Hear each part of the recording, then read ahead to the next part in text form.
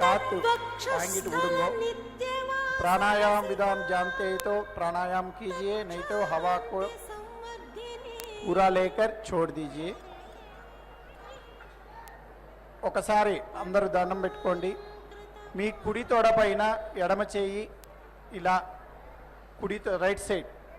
దానిపైన కుడి చేయి ఇలా పెట్టుకోండి। శుక్లాంబరధరం విష్ణుం శశివర్ణం చతుర్భుజం ప్రసన్నవదనం ధ్యాయేత్ సర్వవిఘ్నోపశాంతయే। యస్యద్విరదవక్త్రాద్యాః పారిషద్యా వరశతం విఘ్నం నిఘ్నంతి సతతం విశ్వక్సేనం తమాశ్రయేత్। అస్మద్గురుభ్యో నమః, అస్మత్పరమగురుభ్యో నమః, అస్మత్సర్వగురుభ్యో నమః, అస్మత్పరమేష్టిగురుభ్యో నమః। గురుభ్యశ్చ తద్గురుభ్యశ్చ నమో వాకమదీమహే వృణీమహే చ తద్రాద్యౌ దంపతీ జగదాంబతీ। గోవింద గోవింద గోవింద అస్య శ్రీ భగవతో మహాపురుషస్య విష్ణోరాజ్ఞయా ప్రవర్తమానస్య అద్య బ్రహ్మణః ద్వితీయపరార్తే శ్రీ శ్వేతవరాహకల్పే వైవస్వతమన్వంతరే అష్టావింశతమే కలియుగే ప్రథమపాదే జంబూద్వీపే భారతవర్షే భరతఖండే శతాబ్దే మేరోర్దక్షిణదిగ్భాగే కృష్ణాకావేర్యోర్మధ్యదేశే ఆదివరాహక్షేత్రే సువర్ణముఖరే ఉత్తరదిగ్భాగే పద్మసరోవరీ తీర్థసమీపే శుకపురి అగ్రహారే వర్తమానే వ్యవహారిక చాంద్రమానేన ప్రభవారి షష్ఠిశ్రీ విజయాభ్యుదయ నామ సంవత్సరాణామధ్యే శుక్రోది నామ సంవత్సరే ఉత్తరాయణే వసంత ఋతు చైత్రమాసే శుక్లపక్షే విధియాయాం శుభదితౌ వాసరాః లక్ష్మీవాసరయుక్తాయాం భరణీ నక్షత్రయుక్తాయాం శ్రీ విష్ణుయోగ శ్రీ విష్ణుకరణ శుభయోగ శుభకరణ ఏవం గుణ విశేషణ విశిష్టాయాం అస్యాం శుభదితౌ। ఒకసారి మీ యొక్క గోత్రము, మీ పేరు, మీ భార్య పేరు, మీ పిల్లల పేర్లు ఒకసారి సంకల్పం చేసుకోండి, సంకల్పించుకోండి। ఉంగ పేరు, నక్షత్రం, గోత్రం, ఉంగ పేరు, ఉంగ ఆత్ల இருக்கிறவா பேரு எல்லாமே ஸ்மரண பண்ணிக்கோங்க। आपका गोत्र और नाम, वाइफ का नाम, बच्चे का नाम भी स्मरण कीजिए, संकल्प कीजिए। ममा जपंడి। मम क्षेम स्थैर्य धैर्य वीर्य विजय अभय आयुः आरोग्य ऐश्वर्य अभिवृद्ध्यर्थं धर्म अर्थ काम मोक्ष चतुर्विध फल पुरुष अर्थ सिद्ध्यर्थं सकल कल्याण समृद्ध्यर्थं महालक्ष्म्याः परिपूर्ण कृपा कटाक्ष सिद्ध्यर्थं विशेषतः మీరు ఏ కోరికకైతే సంకల్పించి ఈ యొక్క కళ్యాణోత్సవం చేస్తున్నారో ఆ యొక్క కోరికను, సంకల్పాన్ని ఒకసారి అమ్మవారికి విజ్ఞాపనం చేసుకోండి। எதனால நீங்கள் இந்த கல்யாணோற்சவத்தை பண்ணுறீங்களோ அந்த संकल्पத்தை ஒரு வாட்டி தாயாருக்கு விज्ञापनम பண்ணிக்கோங்க। जिस कामना के लिए आप ये कल्याणोत्सव कर रहे हैं उस कामना को माताजी को एक बार विज्ञापन कीजिए। मम जपने मम मनोभीष्ट फल सिद्ध्यर्थं प्राप्तित लक्ष्मी चिरकाल संरक्षणार्थं अप्राप्तित लक्ष्मी प्राप्त्यर्थं सकल कल्याण समृद्ध्यर्थं श्री अलर्मेल मंगा समेत श्रीनिवास नित्य कल्याण महोत्सवं आचार्य अनेन सहायेन कारयिष्ये। ఒకసారి అమ్మవారికి మనస్ఫూర్తిగా ధ్యానం చేసుకోండి। అలమేల మంగ వరద గోవింద గోవింద। ఒక గంట సేపు అమ్మవారి యొక్క కైంకర్యం ఇప్పుడు నిర్వర్తిస్తాము। మీరందరూ భక్తి శ్రద్ధలతో వీక్షించి అమ్మవారి కృపకు పాత్రలవుతారని కోరుకుంటున్నాను। భగవతో బలేన భగవతో పద్మావత్యై నమః।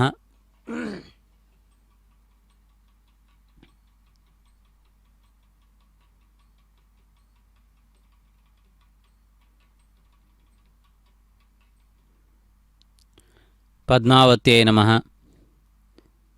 ಪರಮ ಪಾವನಮೂರ್ತಿಯಾದ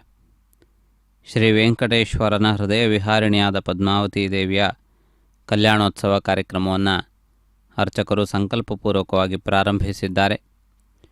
ಭಕ್ತ ಜನರು ಈ ಕಾರ್ಯಕ್ರಮದ ಉದ್ದೇಶವನ್ನು ಸ್ಪಷ್ಟವಾಗಿ ಅರಿತುಕೊಂಡು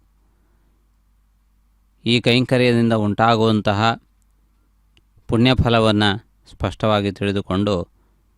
ಶುದ್ಧ ಮನಸ್ಕರಾಗಿ ಭಕ್ತಿ ಶ್ರದ್ಧೆಯಿಂದ ನಮ್ರತ ಭಾವದಿಂದ ದುರ್ಗುಣಗಳನ್ನು ಬದಿಗಿಟ್ಟು ಪರಿಪೂರ್ಣವಾದ ಶರಣಾಗತಿಯ ಭಾವದಿಂದ ಈ ಕಾರ್ಯಕ್ರಮದಲ್ಲಿ ಪಾಲ್ಗೊಳ್ಳುತ್ತಿದ್ದಾರೆ. ಪರಮಾತ್ಮನ ಮುಂಗಡೆಯಲ್ಲಿ ಅಹಂಕಾರಾದಿ ಗುಣಗಳನ್ನು ತೋರಬಾರದು. ಅದರಿಂದ ವಿಪರೀತವಾದಂತಹ ಅಂದರೆ ವಿರುದ್ಧವಾದಂತಹ ಪರಿಣಾಮಗಳು ಉಂಟಾಗುತ್ತವೆ. ಪರಮಾತ್ಮನು ಸಮಸ್ತ ಲೋಕಗಳಿಗೆ ಆಧಾರಭೂತನಾಗಿರುವವನು. ಆ ಲೋಕದಲ್ಲಿ ಅಂತರ್ಭಾಗವಾಗಿರುವ ನಮಗೂ ಪರಿಪೂರ್ಣವಾದ ಆಧಾರ ಪರಮಾತ್ಮನೇ. ಆದ್ದರಿಂದಾಗಿ ನಾವು ಅಂತಹ ಪರಮಾತ್ಮನ ಮುಂಗಡೆಯಲ್ಲಿ ಅಹಂಕಾರವನ್ನು ತೋರುವುದು ಮೂರ್ಖತ್ವವಾಗುತ್ತದೆ. ವಿನಮ್ರ ಭಾವದಿಂದ ಭಕ್ತಿ ಪ್ರೇಮಗಳಿಂದ ಪರಮಾತ್ಮನನ್ನು ಆಶ್ರಯಿಸಿ ಆರಾಧಿಸುವುದರಿಂದ ಪರಮಾತ್ಮನ ಅನುಗ್ರಹ ಪ್ರಾಪ್ತವಾಗುತ್ತದೆ. ಮನಸ್ಸು ಕರಗಿ ಪರಮಾತ್ಮನ ಮೇಲೆ ಆ ಭಕ್ತಿಯನ್ನು ಹೊಂದಿದಾಗ ಮಾತ್ರವೇ ಪರಮಾತ್ಮನ ಅನುಗ್ರಹ ಪ್ರಾಪ್ತವಾಗುತ್ತದೆ. ಹೇಗೆ ಮೆತ್ತಗಿರುವಂತಹ ಹತ್ತಿಯಲ್ಲಿ ನೀರು ಒಳಗೆ ಸೇರುವ ಅವಕಾಶವಿರುತ್ತದೆಯೋ ಆ ರೀತಿಯಲ್ಲಿ ಮೃದುವಾಗಿರುವಂತಹ ಮನಸ್ಸಿನಲ್ಲಿ ಮಾತ್ರವೇ ಪರಮಾತ್ಮನ ಅನುಗ್ರಹವೆನ್ನುವಂತಹ ಪರಮ ಪವಿತ್ರವಾದಂತಹ ಒಂದು ವಸ್ತುವು ಸೇರಲು ಸಾಧ್ಯ. ಕಲ್ಲಿನ ಮೇಲೆ ನೀರು ಹೊಯ್ದಂತೆ ಅಹಂಕಾರಾದಿ ಗುಣಗಳಿಂದ ಕಾಠಿಣ್ಯವನ್ನು ಹೊಂದಿದಂತಹ ಮನಸ್ಸಿನ ಮೇಲೆ ಭಕ್ತಿಯ ಪರಿಣಾಮ ಇರುವುದಿಲ್ಲ. ಆದ್ದರಿಂದಾಗಿ ಅಂತಹ ದುರ್ಗುಣಗಳಿಂದ ದೂರವಿದ್ದು ಆ ಪರಮಾತ್ಮನ ದಿವ್ಯವಾದಂತಹ ಅನುಗ್ರಹ ವರ್ಷವನ್ನು ಹೀರಿಟ್ಟುಕೊಳ್ಳುವಂತಹ ಶಕ್ತಿಯನ್ನು ಪರಮಾತ್ಮ ನಮಗೆ ಅನುಗ್ರಹಿಸಲಿ. ಪರಮಾತ್ಮನ ಅನುಗ್ರಹದಿಂದಲೇ ನಮ್ಮ ದುರ್ಗುಣಗಳು ದೂರವಾಗುತ್ತವೆ. ಪರಮಾತ್ಮನ ಅನುಗ್ರಹದಿಂದಲೇ ನಮ್ಮ ಹೃದಯದಲ್ಲಿ ಭಕ್ತಿ ಮೂಡುತ್ತದೆ. ಭಕ್ತಿಯೇ ಪರಮಾತ್ಮನಿಗೆ ಅತ್ಯಂತ ಪ್ರಿಯವಾದದ್ದು. ಎಲ್ಲ ಸಾಧನ ಸಾಮಗ್ರಿಗಳಲ್ಲಿಯೂ ಭಕ್ತಿ ಅತ್ಯಂತ ಶ್ರೇಷ್ಠವಾದದ್ದೆಂದು ಎಲ್ಲ ಗುರುಗಳು ಆಚಾರ್ಯರುಗಳು ನುಡಿದಿದ್ದಾರೆ. ಮೋಕ್ಷ ಸಾಧನ ಸಾಮಗ್ರ್ಯಾಂ ಭಕ್ತಿರೇವ ಗರೀಯಸಿ ಎನ್ನುವಂತಹ ಪ್ರಾಚೀನವಾದ ಉಕ್ತಿ ಇದೆ. ಮೋಕ್ಷ ಸಾಧನೆಗೆ ತೊಡಗಿರುವಂತಹ ಜೀವಿಗಳೆಲ್ಲರಿಗೂ ಭಕ್ತಿ ಎನ್ನುವುದು ಪ್ರಧಾನವಾದಂತಹ ಸಾಧನ. ಆದ್ದರಿಂದ ಅದನ್ನು ಆಶ್ರಯಿಸಿ ಸುಲಭವಾಗಿ ಸುಖರವಾಗಿ ಪರಮಾತ್ಮನ ತತ್ವವನ್ನು ಅರಿಯಬಹುದು ಎಂದು ಹೇಳಿದ್ದಾರೆ. ಆ ರೀತಿಯಾಗಿ ಎಲ್ಲ ವಿಧವಾದಂತಹ ಸೌಖ್ಯವನ್ನು ಅನುಗ್ರಹಿಸುವುದಕ್ಕೆ ಪರಮಾತ್ಮನನ್ನು ಪ್ರಾರ್ಥಿಸುತ್ತಾ ನಾವು ಪರಮಪುರುಷನಾಗಿರುವಂತಹ ಆ ಶ್ರೀನಿವಾಸನನ್ನು ಪದ್ಮಾವತಿ ದೇವಿಯನ್ನು ಪರಿಪೂರ್ಣವಾದಂತಹ ಭಾವದಿಂದ ಆಶ್ರಯಿಸಿ ಅನುಗ್ರಹವನ್ನು ಪಡೆದುಕೊಳ್ಳೋಣ. ಇದೀಗ ಕಲಶಾರಾಧನೆ, ವಿಶ್ವಕ್ಸೇನಾರಾಧನೆ, ಪ್ರತಿಸರ ಪೂಜೆ ಮೊದಲಾದಂತಹ ಕಾರ್ಯಕ್ರಮಗಳನ್ನು ಅರ್ಚಕರು ಪ್ರಾರಂಭಿಸಿದ್ದಾರೆ. ತಾವು ವೀಕ್ಷಿಸುತ್ತಿರುವಂತೆ ಇದೀಗ ಕೂರ್ಚವನ್ನು ಅಭಿಮಂತ್ರಿಸಲಾಗುತ್ತದೆ.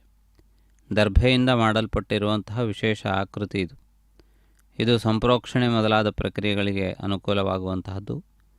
ಅದರಲ್ಲಿಯೂ ಕೂಡ ವಿಶೇಷವಾದಂತಹ ಒಂದು ಸಂಪ್ರೋಕ್ಷಣಾದಿಗಳಿಂದ ಸಂಸ್ಕರಿಸುವುದಷ್ಟೇ ಅಲ್ಲದೆ ಅಭಿಮಾನಿ ದೇವತೆಗಳನ್ನು ಕೂಡ ಆ ಕೂರ್ಚದಲ್ಲಿ ಆವಾಹಿಸಲಾಗುತ್ತದೆ. ಇಂತಹ ವಿಶಿಷ್ಟವಾದಂತಹ ಒಂದು ಪ್ರಕ್ರಿಯೆಯನ್ನು ಇದೀಗ ನಿರ್ವಹಿಸುತ್ತಿರುವುದನ್ನು ತಾವು ವೀಕ್ಷಿಸುತ್ತಿದ್ದೀರಿ. ಅದೇ ರೀತಿಯಲ್ಲಿ ಕಲಶಾರಾಧನಾದಿ ಪ್ರಕ್ರಿಯೆಗಳನ್ನು ಕೂಡ ನಿರ್ವಹಿಸುತ್ತಿದ್ದಾರೆ. ಕಲಶಸ್ಯ ಮುಖೇ ವಿಷ್ಣು ಕಂಠೇ ರುದ್ರಸಮಾಶ್ರಿತ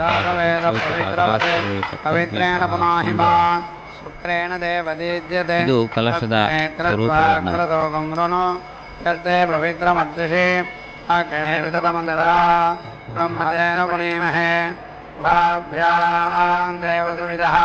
ಪವಿತ್ರೇಣ ಸವೇಣ ಚ ಇದಂ ಬ್ರಹ್ಮ ಪುನೀಮಹೇ ವೈಶ್ವದೇವಿ ಪುನೀದೇವ್ಯಾಗಾತ್ यस्ये भक्वे सनुवा वेदवृताः अयामदन्तस्तधमाद्येषु वैद्यस्यामहृदयोरहीणां वैश्वानरस्त्रिभिर्मा पुनादो पादप्राणेन निरामयो भोः यामा पृथिवीमयसामयोभिः कृतावरे मामुनीतां विगद्भिः सवितत्रिभिः वर्षिष्ठयेर्देवमन्नभिः अग्ने दक्षये पुनाहिमा येन देवा अपुनता येनापो दिव्यङ्गसः तेन दिव्येन ब्रह्मणा इदं ब्रह्मपुरीमहे यप्पावमानीरुध्येति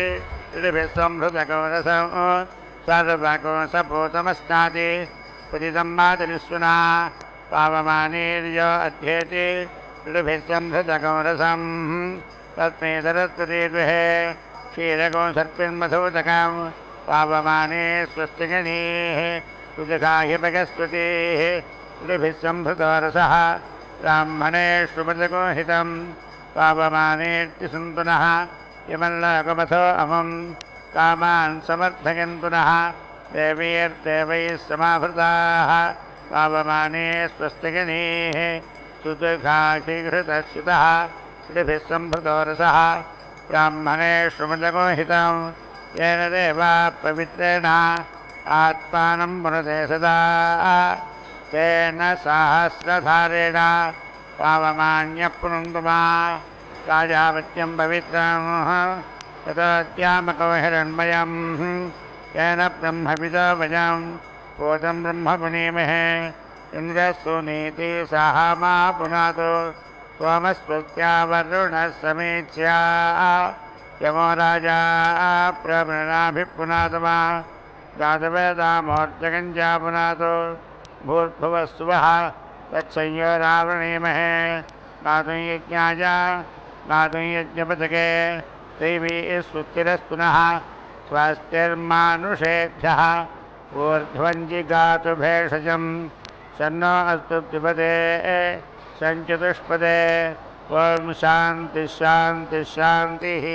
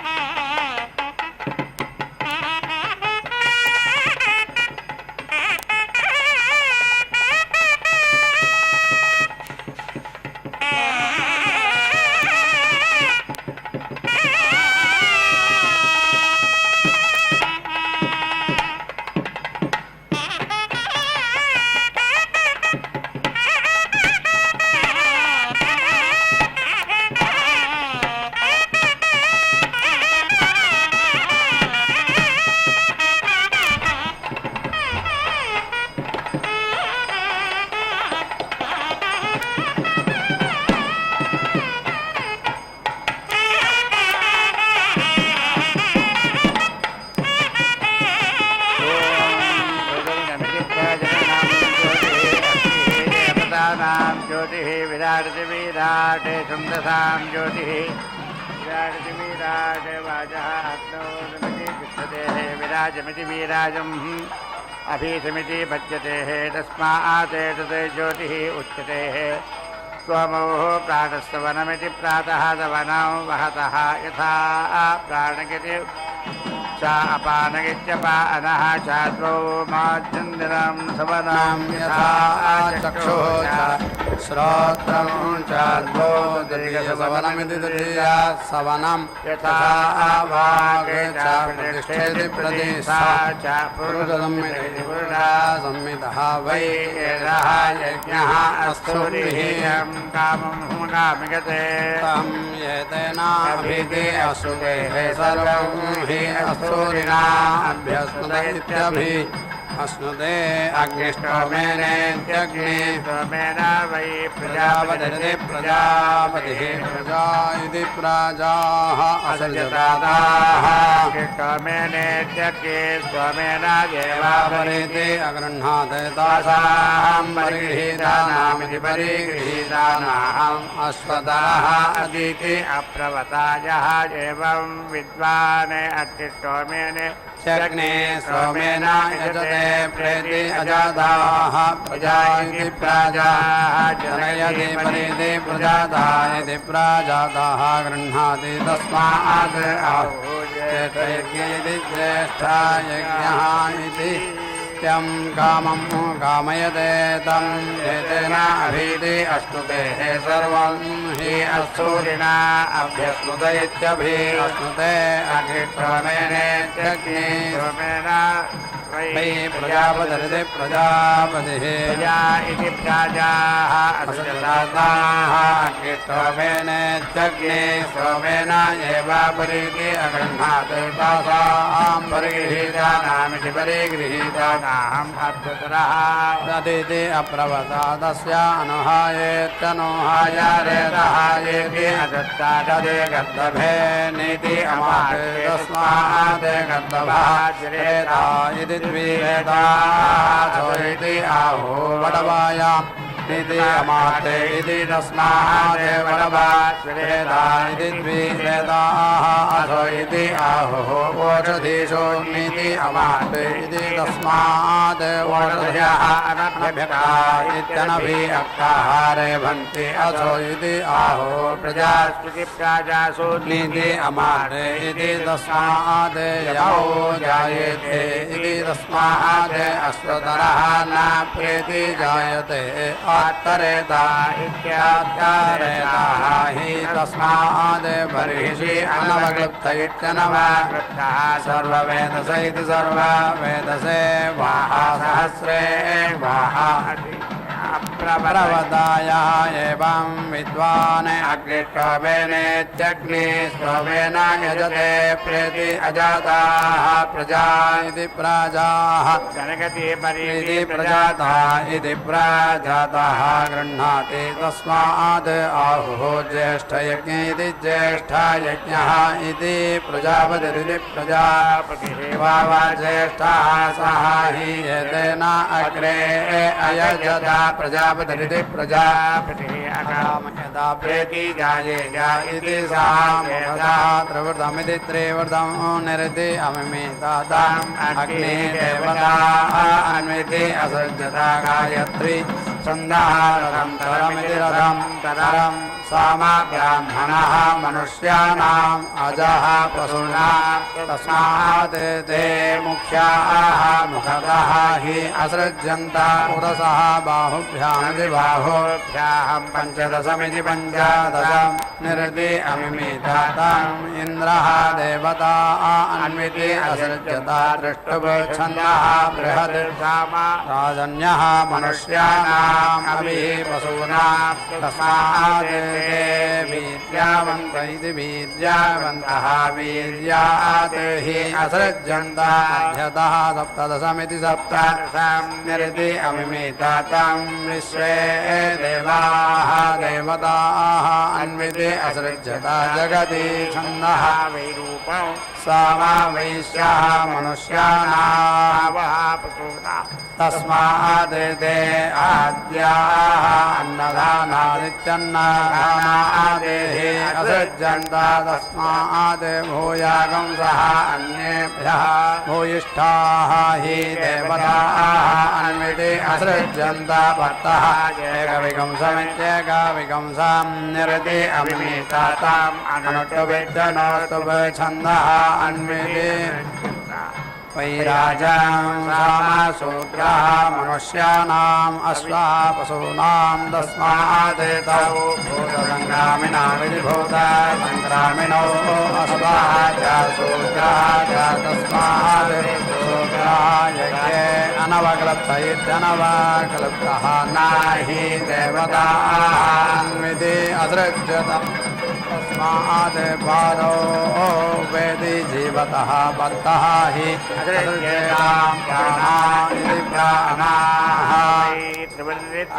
त्रिवर्धे अर्धमासा इत्यर्धमासाः पञ्चदश इति पञ्चदशः प्रजापतिरिति प्रजापतिः सप्तदश इति सप्तदशात्रयः इमे लोकाः असौ आदित्याः एकविंश इत्येकविंशः एतस्मिन् वै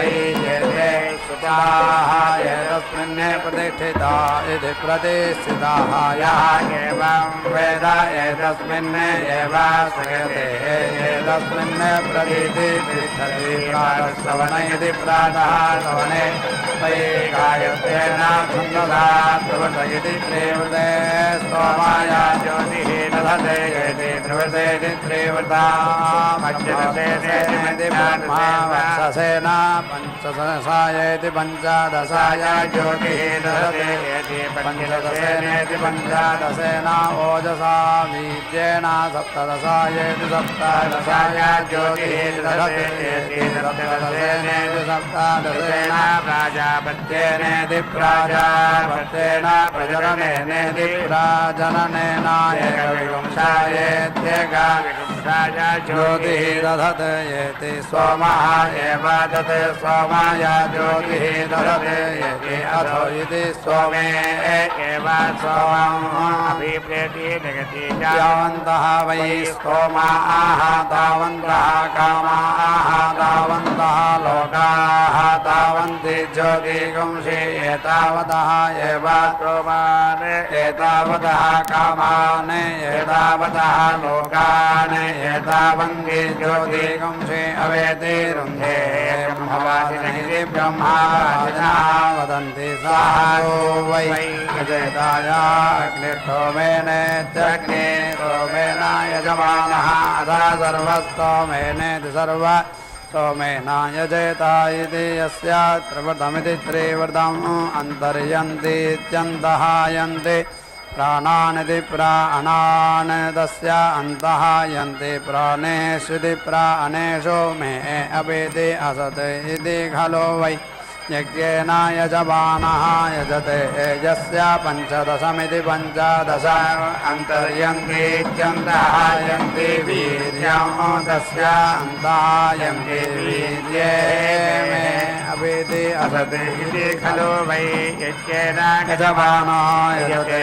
यस्य सप्तदशमिति सप्तदशम् अन्तर्यन्तीत्यन्तः यन्ति प्रजामिति प्रजाम् तस्य अन्तः यन्ति प्रजायामिति प्रजायां मे अपिति असत् इति खलु वै यज्ञेन यजमानः यजते यस्य एकविंशमित्येकविंशम् अन्तर्यन्तीत्यन्तः यन्ति प्रतिष्ठामिति प्रति सां तस्य अन्तः यन्ति प्रतिष्ठायामिति प्रति राजाः मे अपेते असत् इति खलु वै यज्ञेन यजमानः यस्य त्रिनवमिति त्रिनवम् अन्तर्यन्तीत्यन्तः यन्ति ऋतो न च तस्य नक्षत्रियां च विराजमिति विराजम् अन्तः यन्ति ऋतुषो मे अपेते असत् नक्षत्रियाय चाग्राजिति विराजि इति खलु वै यज्ञेन यजमानः यजते यस्य त्रयस्त्रिगंशमिति त्रयः त्रिगंशाम् अन्तर्यन्तीत्यन्तः यन्ति देवताः तस्य अन्तः यन्ति देवतासु मे अपिति असत् इति खलु वै यज्ञेन यजमानः या वै स्तोमानाम् आवं परमदां गच्छन्तं वेद परमदा एव गच्छति त्रिवृत्तित्रेवते वै स्तोमानः अवमः त्रिवृत्तित्रेवते परमाया एवं वेद परमदाम् एव गच्छति अङ्गिरसः वै सत्यम् आसदाते स्वर्गमिति सुभागम् लोकम् आयन्ने तेषाम् हविष्मान् च हविष्कृति हविः कृते च अहीयेतां तौ अकामयेताम् सुवर्गमिति सुभागम् लोकम् याव इति तौ एतं द्विरात्रमिति द्विरात्रम् अवश्यतां तं ये ते अहरतां तेन अयजेतां तदा वै तौ सुवर्गमिति सुभागम् ऐतां या एवं विद्वान् विरात्रेण द्विरात्रेण यजते सुवर्गमिति सुभागम् एवं लोकम् एते तौ ऐतां पूर्वेण अह्नाः अगच्छताम् तरेणेत्युतरेणाभिप्लवयत्यभिप्लवः पूर्वम् भवति गतिः उत्तरमित्युतरमयति ज्योतिः सोमः सोमयत्यग्ने सोमः पूर्वम् भवति तेजः तेनावेति सर्वस्तोमयति सर्वस्तोमः दिरात्र इत्यधिरात्रः उत्तरमित्युतरम् सर्वस्य आत्यै सर्वस्य अवरुद्ध्या इत्यवरुद्धे गायत्रं पूर्वे अहन्ने सामा भवति तेन गायत्री गायत्री ब्रह्मवर्चसमिति ब्रह्मवर्चसं तेजः एव ब्रह्मवर्चसमिति ब्रह्मवर्चसम् आत्मन्ने धत्ते उत्तर इत्युत्तरे ओजः वै वीर्यम् दृष्टक ओजः एव वीर्यम् आत्मन्ने धत्ते रथन्तरमिति रथम् तरम् पूर्वे अहन्ने सामा भवति वै रथन्तरमिति रथम् तरम् अस्याम् एव प्रतीति तिष्ठति बृहत् उत्तर इत्युत्तरेः असौ वै बृहत् अमुष्याम् एव प्रतीति तिष्ठति तत् आहुः क्व जगति च अनुष्टुविद्यनो सुवेश इति वैखानसम् पूर्वे अहन्ने सामा भवति तेन जगच्चै न एते षोडशी उत्तर इत्युत्तरे तेन अनुष्टुभ इत्यनो अथ आहुः यत् सवाने अर्धमास इत्यर्थमासे स्यादाम् अन्यतरस्य अह्नः वीर्यम् अन्विति पद्येत इति अमावास्यायामित्यमावास्यायां पूर्वम् अहः भवति उत्तरस्मिन्नित्युत्तरस्मिन् उत्तरमित्युत्तरं नाना एव अर्धमासयोरित्यर्थ मासयोः भवतः नानावीर्ये इति नानावीर्ये भवतः हविष्मन्निधनमिति हविष्मते निधनम् पूर्वम् अहः भवति हविष्कन्निधनमिति हविष्कृते निधनम् उत्तरमित्युत्तरम् प्रतिष्ठित्य इति प्रतिष्ठित्यै आवह वै इदम् अग्रे सलिलम् आसीत् तस्मिन् प्रजापतिः वायुः भूत्वा अचरत् सः इमा अवश्यते तां वराहः भूत्वा येति अहरत् तां विश्वकर्मेति विश्वकर्मा भूत्वा वीति अमाप्रे सा अप्रशासां दिवि अभवते तत् पृथिव्यै पृथिवीत्वमिति पृथिवीत्वं तस्याम् अस्यां प्रजापतिरिति प्रजापतिः सा देवान् असुर्यतावसोन् रुद्रान् आदित्यान् देवाः प्रजापतिः अब्रुवन् प्रेति जायामः इति सः अब्रवीत् यथा युष्मा तपसा असृक्षे एवं तपसै प्रजननमिति प्रजननम् इच्छध्वम् इति तेभ्यः अग्निम् आयतनमित्यायतनं प्रेति अयच्छत् एतेन आयतनेनेत्यायतनेन श्राम्यत इति ते अग्निना आयतनेन आयतनेन अश्राम्यन् ते संवत्सर इति संवत्सरे एकाङ्गाम् असृजन्तां वसुभ्य इति वसुभ्यः रुद्रेभ्यः आदित्येभ्यः प्रेति गच्छन् एतां रक्षध्वम् इति तां वसवः रुद्राः आदित्याः अरक्षन्त सा वसुभ्यः रुद्रेभ्यः आदित्येभ्यः प्रेति अजायत त्रीणि च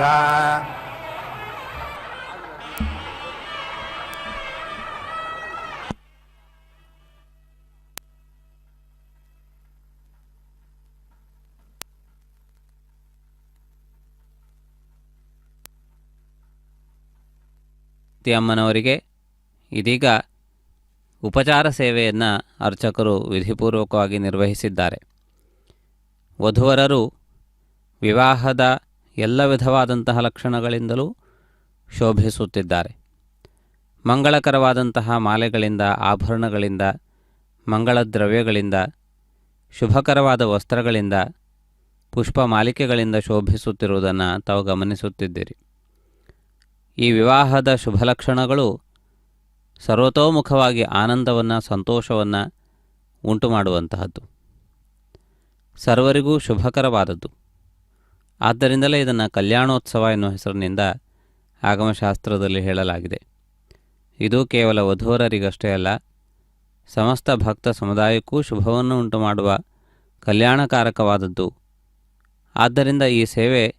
ಉಳಿದೆಲ್ಲ ಸೇವೆಗಳಿಗಿಂತಲೂ ವಿಶಿಷ್ಟವಾದದ್ದು. ವಿಶೇಷವಾಗಿ ವೆಂಕಟರಮಣನ ಈ ದಿವ್ಯಕ್ಷೇತ್ರದಲ್ಲಿ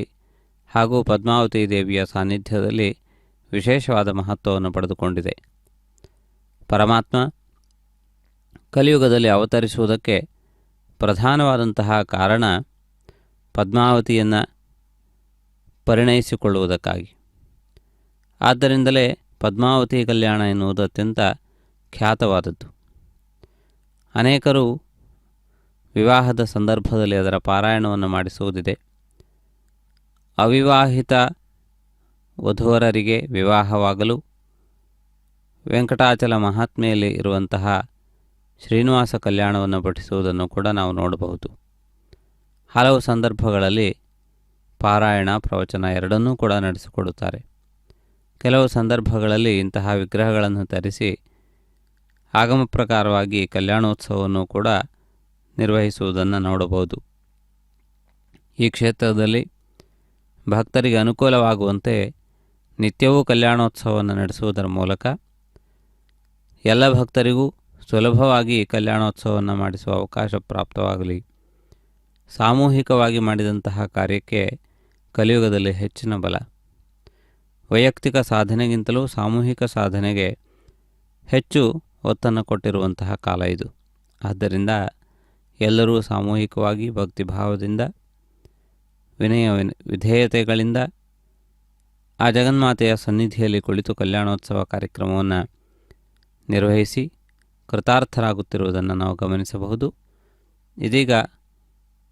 ಕನ್ಯಾದಾನಕ್ಕೆ ಸಂಬಂಧಪಟ್ಟಂತಹ ಧಾರೆ ಎರೆಯುವ ಪ್ರಕ್ರಿಯೆಯನ್ನು ವೀಕ್ಷಿಸುತ್ತಿದ್ದೀರಿ. ಕ್ಷೀರಧಾರೆಯಿಂದ ಈ ಒಂದು ಪ್ರಕ್ರಿಯೆಯನ್ನು ನಿರ್ವಹಿಸಿ ಶುದ್ಧೋದಕ ಧಾರೆಯನ್ನು ಕೂಡ ಈ ಸಂದರ್ಭದಲ್ಲಿ ನಿರ್ವಹಿಸಲಾಗುತ್ತದೆ. ಪಾಣಿಗ್ರಹಣ ಪ್ರಕ್ರಿಯೆಯನ್ನು ನೆನಪಿಗೆ ತರುವಂತಹ ಪ್ರಕ್ರಿಯೆ ಇದಾಗಿದೆ. ಆ ರೀತಿಯಾಗಿ ಭಕ್ತರೆಲ್ಲರ ಪರವಾಗಿ ಅರ್ಚಕರು ಕನ್ಯಾದಾತೃಗಳಾಗಿ ಆ ಜಗನ್ಮಾತೆಯನ್ನು ಪರಮಾತ್ಮನಿಗೆ ಒಪ್ಪಿಸಿದ್ದಾರೆ. ಈ ಶುಭ ಸಂದರ್ಭದಲ್ಲಿ ಮಂಗಳಾಶಾಸನ ಎಂದು ಕರೆಯಲ್ಪಡುವಂತಹ ಪರಮಾತ್ಮನ ಸ್ತೋತ್ರಗಳನ್ನು, ಪದ್ಯಗಳನ್ನು, ಶ್ಲೋಕಗಳನ್ನು ಪಠಿಸಲಾಗುತ್ತದೆ. ಅಂತಹ ಪರಮಪುರುಷನಿಗೆ ಜಯವಾಗಲಿ, ಮಂಗಲವಾಗಲಿ ಎನ್ನುವ ಮಧುರವಾದಂತಹ ಮಾತುಗಳಿಂದ ಪರಮಾತ್ಮನನ್ನು ಸ್ತುತಿಸಲಾಗುತ್ತದೆ. ಜಗಜ್ಜನನಿಯೂ ಕೂಡ ಪರಮಾತ್ಮನ ಅವಿಭಕ್ತ ಸ್ವರೂಪ, ಪರಮಾತ್ಮನ ಜೊತೆಗೇ ಇರುವಂತಹ ಸ್ವರೂಪ. ಪರಮಾತ್ಮನಿಗಿಂತಲೂ ಭಿನ್ನವಾಗಿ ವ್ಯಾವಹಾರಿಕವಾಗಿ ಕಂಡರೂ ಪರಮಾತ್ಮನಿಗೂ ಹಾಗೂ ಆ ಜಗನ್ಮಾತೆಗೂ ಅವಿನಾಭಾವವಾದ ಸಂಬಂಧವನ್ನು ಹೇಳಲಾಗಿದೆ. ಒಂದನ್ನು ಬಿಟ್ಟು ಇನ್ನೊಂದು ಇರದೇ ಇರುವಂತಹ ಭಾವವನ್ನು ಅಥವಾ ಸ್ಥಿತಿಯನ್ನು ಅವಿನಾಭಾವ ಎಂದು ಕರೆದಿದ್ದಾರೆ. ಪ್ರಜಾಪತಿಮಿತಿ ಪ್ರಜಾಪತಿಂ ಬ್ರುವನ್ನೇ ಸಹಸ್ರೇಣ ನಹಾಯಾಜಯ ಇತಿ ಸಹ ಅಗ್ನಿಷ್ಟೋಮೇನೆ ತ್ಯಗ್ನಿತ್ವಮೇನ ವಸೂನೆ ಅಯಾಜಯತೆ ತೇ ಇಮಂ ಲೋಕಂ ಅಜಯನ್ನೇಟತೆ ಚ ಅದನುಃ ಸಹ ಉಕ್ಷೇನ ರುದ್ರಾಣೆ ಅಯಾಜಯತೆ ತೇ ಅಂತರಿಕ್ಷಂ ಅಜಯನ್ನೇ ಸಹ तत् च अदनुः सः अतिरात्रेणेत्यतिरात्रेण आदित्यान् अयाजयन् ते अवां लोकाम् अजयन् तत् च अददुः अन्तरिक्षां यवैर्यते दिवि अवैर्यदा तस्मात् रुद्राः घातुकाः नायतनायतनाः हि तस्मात् आहुः शिथिलां वै मध्यमम् आहात्रात्रस्य द्विरात्रस्य वीतिः तद् अवैर्यते वा ऐर्यता इति त्रैष्टुभां मध्यमस्य अन्नः आज्यं भवति संयानानीति साम् यानानि सूक्तानीति सूक्तानि सगुंसति षोडशिनं सगुंसति अन्नः सत्यै अशिथिलं भावाय शिथिलं भावाय तस्मात् रात्रस्येति त्रिरात्रस्य अग्निष्टोमयित्यग्ने एव प्रथमम् स्यात् अथ उक्षः अथ अधिरात्र इत्यतिरात्रा येषां लोकानां विधृत्या इति विधृत्यै त्रीणि त्रीणीति त्रीणि सदानि अनोचीनाहमित्यनोचीना अहम् अव्यवच्छिन्नानीत्यवि अवच्छिन्नानि ददाति लोकानाम् अन्विति सन्दत्या इति सां दत्ते दशतं नाविति छिन्द्यात् विराजमिति विराजं नायते विच्छिन्नदानीति विच्छिन्नदानि इति अथ या सहस्रतमेति सहस्रतमे आसीत् तस्याम् इन्द्रः च विष्णुः च व्यायच्छेदामिति वि आयच्छेदां सः इन्द्रः अमन्यता अनया वै इदं विष्णुः वक्षते इति त्रिभागम् इन्द्रः तृतीये विष्णुः तद् वै एषा अभ्यनोच्यत इत्यभि अनोच्यते उभा जिज्ञतुः इति तां वै एता अच्छा वाक इत्यच्छा वाकः एवा सगंसति व्यवैर्यते दिवि अवैर्यदा तस्मात् रुद्राः घातुकाः नायतना इत्यनायतनाः हि तस्मात् आहुः शिथिलं वै मध्यमम् आहात्रात्रस्येति त्रिरात्रस्य वीतिः तद् अवैर्यतेत्यव ऐर्यत इति त्रैष्टुभम् मध्यमस्य अन्नः आज्यं भवति संयानानीति संयानानि सूक्तानीति सूक्तानि सगंसति षोडशिनं सगंसति अन्नः धृत्यै अशिथिलं भावायेत्यशिथिलं भावाय तस्मात् रात्रस्येति त्रिरात्रस्य अग्निष्टोमयित्यग्ने सोमः एव प्रथमम् स्यात् अथ उक्षः अथ अधिरात्र इत्यधिरात्रः येषां लोकानां विधृत्या इति विधृत्यै त्रीणि त्रीणि सदानि अनोचीनाहमित्यनोचीना अहम् अव्यवच्छिन्नानीत्यवि अवच्छिन्नानि ददाति येषां लोकानाम् अन्विति सन्दत्या इति साम् तत्यै दशतं नावीति छिन्द्यात् विराजमिति विराजं नायते विच्छिन्नदानीति विच्छिन्नदानि इति अथ या सहस्रतमेति सहस्रतमे तस्मा आसीत् तस्याम् इन्द्रः च विष्णुः च आयच्छेदामिति वि आयच्छेदां सः इन्द्रः अमन्यता अनया वै इदं विष्णुः वक्ष्यते इति तस्याम् अकल्पेत द्विभाग इति द्विभागे इन्द्रः तृतीये विष्णुः तत् वै एषा अभ्यनोच्यत इत्यभि अनोच्यते उभा जिज्ञतुः इति तां वै एताम् अच्छा वाकः एव सगंसति अथ या सहस्रतमेति सहस्रतमे सा होत्रे देया इति होतारं वै अभ्यतिरिच्यत इत्यभि अतिरिच्यते यद् अतिरिच्यत इत्यतिरिच्यते होता अनात्तस्य आपयिता अथ आहुः नेत्रेत्युतो नेत्र देया इति अथ आहुः सर्वेभ्यः सदस्येभ्यः देया इति अथ आहुः उदाकृत्येत्युतो आकृत्य सा वसंचरेत् इति अथ आहुः ब्रह्मणे च अग्निध इत्यग्नि इधे च देया इति विभागमिति द्विभागं ब्रह्मणे येषां लोकानाम् अन्विति सन्तत्या इति सन्तत्यै दशदं न वीति छिन्द्यात् विराजमिति विराजं नायत् विच्छिन्नदानीति विच्छिन्नदानि इति अथाया सहस्रतमेति सहस्रतमे सा सहस्रतमे आसीत् तस्याम् इन्द्रः च विष्णुः च व्यायच्छेदामिति व्यायच्छेदां सः इन्द्रः अमन्यता अनया वै इदं विष्णुः सहस्रं वक्ष्यते इति तस्याम् अकल्पेतां विभाग इति द्विभागे इन्द्रः तृतीये विष्णुः तद् वै एषा अभ्यनोच्यत इत्यभि अनोच्यते उभाजिज्ञतो इति तां वै एताम् अच्छावाकः एवासकं सति अथ या सहस्रतमेति सहस्रतमे साहोत्रे देया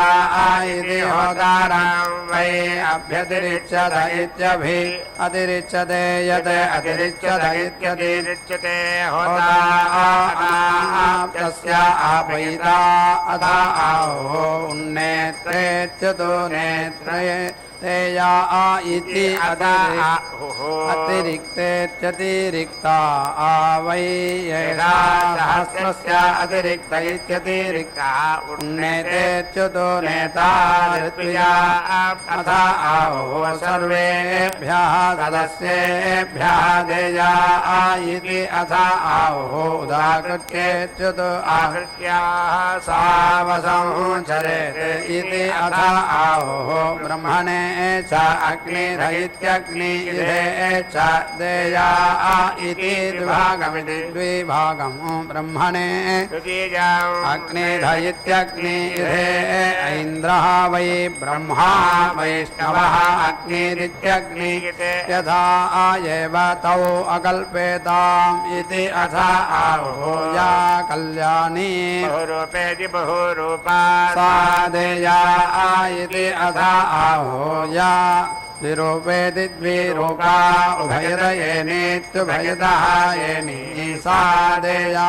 इति सहस्रस्य परिगृहीत्या इति परिगृहीत्यै तद् वै एतद् सहस्रस्य अयनं सहस्रं श्रोत्रियाः सहस्रं दक्षिणाः सहस्रसंहित इति संहितः सुवर्ग इति सुभागः लोकः सुवर्गस्येति सुभागस्य लोकस्य इत्यभिजित्यै सोमः वै सहस्रम् अविन्दते तम् इन्द्रः अन्विते अविन्दते तौ यमः आगच्छति आगच्छते तौ अब्रवीत् अस्तु मे अत्र अभीति इति अस्तु हि इति अब्रूतां सः यमः एकस्यां वीर्यं परिति अवश्यते यं वै अस्य सहस्रस्य वीर्यं विभक्ति इति तौ अब्रवीत् यं मम अस्तु एतद् युवयोः इति तौ अब्रूतां सर्वे वै एतद् एतस्यां वीर्यं परिति पश्यामः अगंसं येति हरामहे इति तस्याम् अगंसं येति आहरन्त ताम् अप्सित्य सुप्रेति अवेशयन् सोमाय उदेहीच्युतो सारोहिणी पिङ्गलाय गायने च गायने रूपं कृत्वा त्रयस्त्रिगुंसुते त्रित्रया त्रिगुंसुता च त्रिभिरिति त्रिभिः च शतैः सह उदयिच्युत अयेत् तस्मात् रोहिण्या पिङ्गलया गायन्ये सोमं गृह्णीयात् या एवं विद्वान् रोहिण्या मङ्गलयायगायन्येत्येगायन्याः सोमं क्रीणाति त्रयस्त्रिगं सदेति त्रयः त्रिगं सदा च एव अस्य त्रिभिरिति त्रिभिः च सदैः सोमः प्रीतः भवति सुक्रीतेनेति सोक्रीतेन यजते अपित्यपुरुषप्रेति अवेशयन् इन्द्रायावदेहि च्युतो येहि इति सा रोहिणी लक्ष्मणा भट्टो हि वार्त्राग्निरूपं कृत्वा त्रयस्त्रिगं सदैति त्रया त्रिगं सदा च त्रिभिरिति त्रिभिः च सदैः सह उदयिच्युत अयेत तस्मात् रोहिणीं लक्ष्मणां भट्टो हीं वार्त्राग्निमिति वार्त्राग्निं लज्जाते यः एवं विद्वान् रोहिणीं लक्ष्मणां भट्टो हीं वार्त्राग्निमिति वार्त्राग्निं ददाति त्रयस्त्रिगं सदिति त्रया त्रिगं सद च एव अस्य त्रीणि च सदानि सा तथा भवति ताम् अप्सित्य वसो अवेशकन्ने यमाय उदेहि च्युतो यहि इति सा चरति मूर्खा तज्जघन्येति तज्जघन्यारूपं कृत्वा त्रयस्त्रिगं सदिति त्रया त्रिगं सदा च त्रिभिरिति त्रिभिः च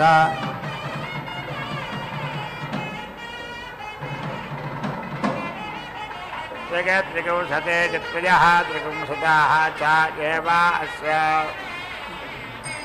त्रिभिरिति त्रिभिः च सदैः सह उदयिच्युत अयेते तस्मात् चरति मूर्खां तज्जघन्यामिति तज्जघन्याम् अनुसरणीमित्यनुसरणीं कुर्वीत यः एवं विद्वान् चरति मूर्खां तज्जघन्यामिति तज्जघन्याम् अनुसरणीमित्यनुसरणीं कुरुते त्रयस्त्रिगं सदिति त्रया त्रिगं सति च एव अस्य त्रीणि च सदानि सा अमुस्मिन् लोके भवति वाक् एव सहस्रतमेति सहस्रतमे तस्मात् वरः देयः सा हि वरः सहस्रः अस्य सा दत्ता भवति तस्मात् वरः न प्रतिगृह्य इति प्रतिगृह्या सा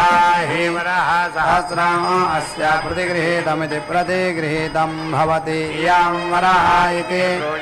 असान्यां ब्रूयात् इयं मम इति तथा अस्य तत् सहस्रम् अप्रतिगृहीतमित्यप्रतिगृहीतं भवति उभयदयेनीत्युभयदायेनी स्याते तत् आभो अन्यदयेनीत्यन्यदायेनी स्याते सहस्रम् परस्तादेयायेनिति या एव परः स्वभवानः कल्याणः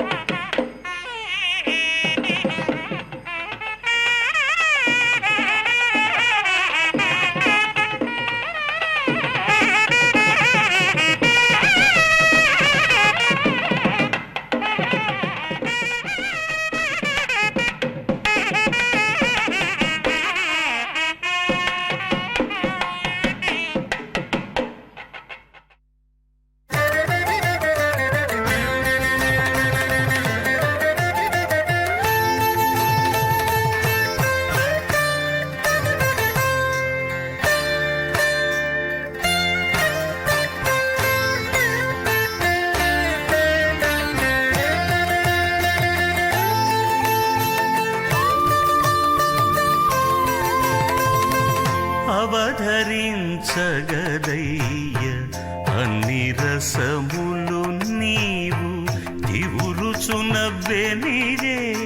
తేనె మోవి రసము అవధరించగదయ్య అన్ని రసములు నీవు తివురుచునవ్వే నీదే తేనె మోవి రసము.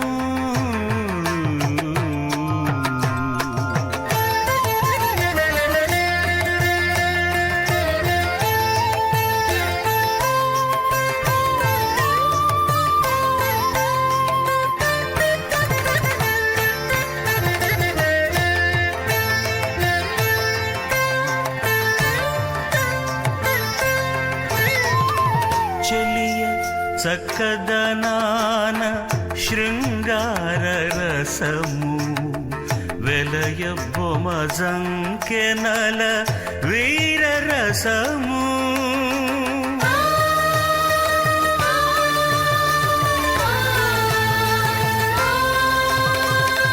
చెలియ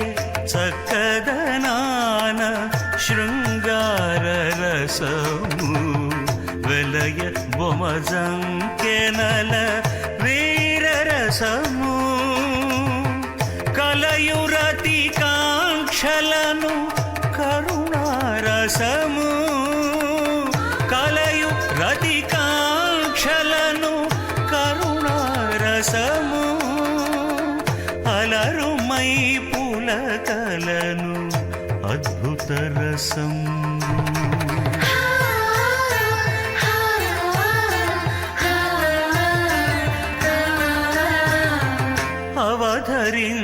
అవధరించగదయ్య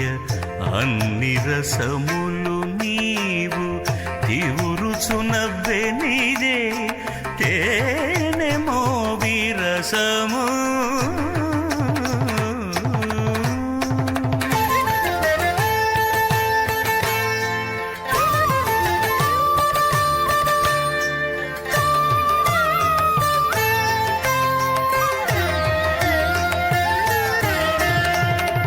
తరుణి సరసములను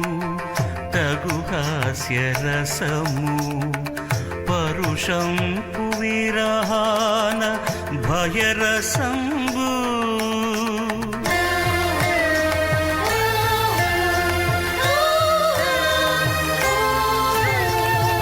తరుణి సరసములను తగు హాస్య రసము పరుషంపు విరహాన భయరసంబు బెరయు నిబ్బరములను బీభత్సరసము గరిమ మరు యుద్ధాన ఘన రౌద్ర రసము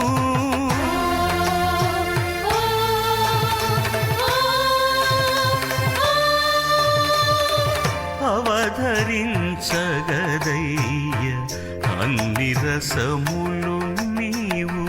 తివురుచునవ్వే నీదే తేనె మోవి రసము.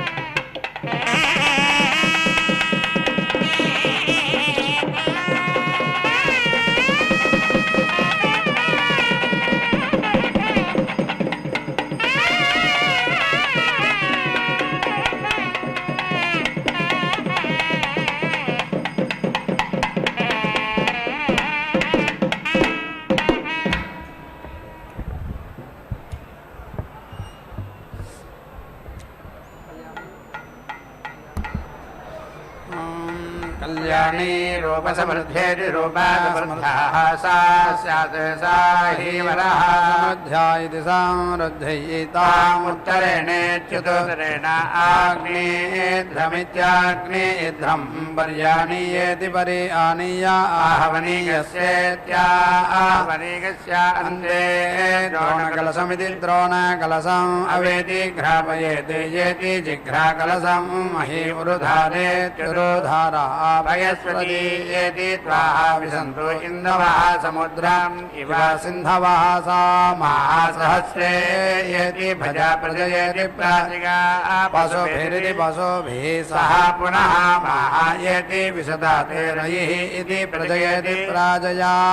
एव येनम् पशुभिरिति पशुभिरय्या समिति अर्थयति प्रजावानिति प्रजावाने पशुमानिति पशुमाने रयिमानिति रयिमाने भवति यः एवं वेद तया सह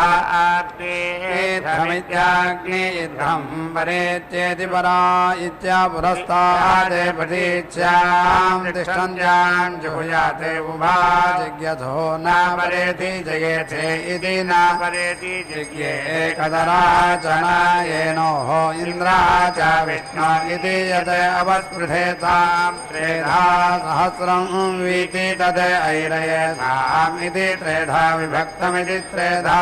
विभक्तं त्वयित्रात्र इति त्रिरात्रे सहस्रं साहस्रीं एव येनां करोति सहस्रस्य एव येनां मात्रा करोति रूपाणि जुहोति रूपैः एव येनां समिति अर्थयति तस्याः उपोत्सायेत्युप उत्साय कर्णं येति जपेत् इरेरन्ते अदिते सरस्वती प्रेयसी मही विश्रुति दिवि श्रुति एतानि ते अग्निये नामानि सुकृतमिति सुकृतं महादेवेषु ब्रूतात् इति देवेभ्यः येति वेदयति अन्विति येनं देवाः बुध्यन्ते सहस्रदम्या वै यजमानः स्वर्गमिति सुभागं लोकं येति सा येनं सुवर्गमिति सुभागं लोकं गमयति सा सुवर्गमिति सुभागं लोकं गमय इति आह सुवर्गमिति सुभागं एव येनं लोकं गमयति सा ज्योतिष्मन्तं लोकं गमय इति आह ज्योतिष्मन्तं एव येनं स्वर्गमिति सुभागं लोकं गमयति सा सर्वान् पुण्यान् लोकान् गमय इति आह सर्वान् एव येनं पुण्यान् लोकान् गमयति सा प्रतिष्ठामिति प्रतिष्ठां गमय प्रजयति प्राजगा पशुभिरिति पशुभिः सह पुनः मायेति विशदात् रयिः इति प्राजगा एव येनं पशुभिरिति पशुभिरय्यां प्रतीति स्थापयति प्रजावानिति प्रजावान् पशुमानिति पशुमान् रयिमानिति रयिमान् भवति यः एवं वेद ताम् अग्निधयित्यग्निधे वा ब्रह्मणे वा होत्रे वा अध्वर्यवे वा दद्यात् सहस्रम् अस्य सा दत्ता भवति सहस्रम् अस्य प्रतिगृहीतमिति प्रतिगृहीतं भवति यः ताम् अविद्वान् प्रतिगृह्णातीति प्रतिगृह्णाति तां प्रतीति गृह्णीयात् एका अशिना सहस्रम् एकां त्वा भूतां प्रतीति गृह्णामि न सहस्रम् एका महाभूता येति विशामा सहस्रम् इति एकाम् एव येनां भूतां प्रतीति गृह्णाति न सहस्रम् यः एव वेद सोना असि सुषदेति सुसदा सुसेवेति सुसेवा सोना मायेति विशा सुषदेति सो सदा मायेति विशा सुसेवेति सुसेवा मायेति विशा पूर्णाहुतिमुत्तवाञ्जुः सर्वं वै पूर्णाहुतिः सर्वमेवाप्नोति असाह्यं वै पूर्णाहुतिः अस्यामेव प्रतिष्ठते नारायणाय विद्महे वासुदेवाय धीमहि तन्नो विष्णुः प्रचोदयात् स्वाहा महादेव्यै च विद्महे विष्णुपत्न्यै च धीमहि तन्नो लक्ष्मी प्रचोदयात् स्वाहा